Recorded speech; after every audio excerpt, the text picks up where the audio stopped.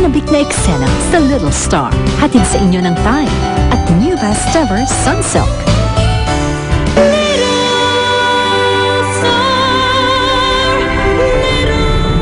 Kailangan may gawin ako para makita ang kapatid ko, Nay. Si Dave! Tawagan natin si Dave. Ninyo? Ninyo? Kumusta po? Okay lang po. Pero si Mami hindi po eh.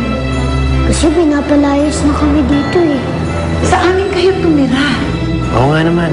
Kahit pansamantala lang. Total, wala namang kasama si Mami doon eh. Ako ang nagpaalis sa kanya para makampuo na kami pareho. Pero pag nakikita mo pala siya na may kasama ng iba, ang sakit-sakit. Natatapong patay ang nanay niyo, si Cecil Cordova. Ang ina ng sikat na actress ng si Gwyneth Cordova ay natagpuang patay sa liblib na lugar sa Quezon City. Samantala, iniimbestigahan na ang sanhi ng pagkamatay ni Cecil Cordova. Mamita, totoo po ba to? Okay ka lang? Gwyneth! Gwyneth! Nasaan ang kapatid ko? Anong ginawa mo sa kapatid ko? Magkikita rin kayo sa tamang panahon. Oras na may mangyaring masama sa Ano gagawin mo? Ha? Papatayin mo ako? Sige. Kung mahanap mo. Alam mo kung dati pala bumigay na yan sa akin. Hindi tayo abot sa ganito eh. Nababaliw ka na, Lester. Nababaliw ka na! Oo, baliw ako. Baliw ako! Ano gagawin mo? Ha? Ito.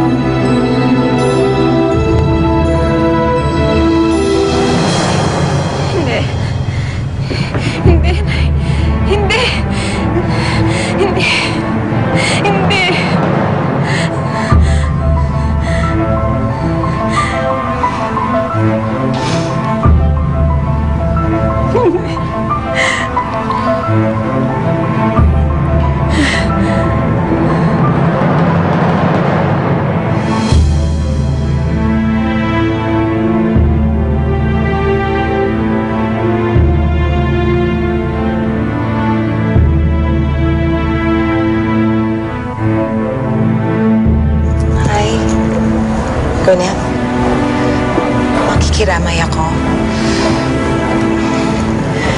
Hindi man naging maganda ang ending ng show natin. I want you to know na lagi ako nandito para sa inyo ni Nino if you need anything. Labas ang kaso ng network sa pakikiramay ko sa inyo. I'm here as a friend.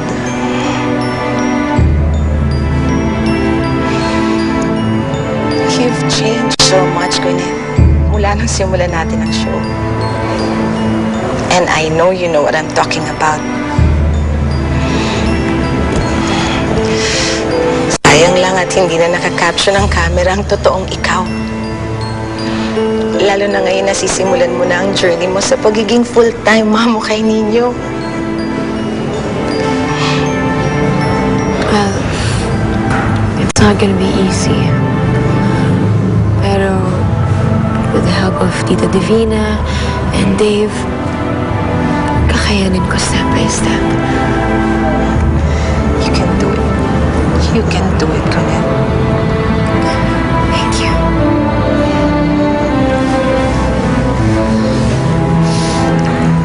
Pero pagkatapos nito,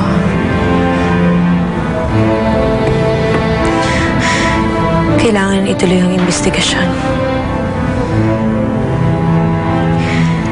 Kailangan mahanap kung sinong gumawa nito sa kanya. Hindi ako papayag na hindi mabigyan ng hustisya ang pagkamatay ng mami ko.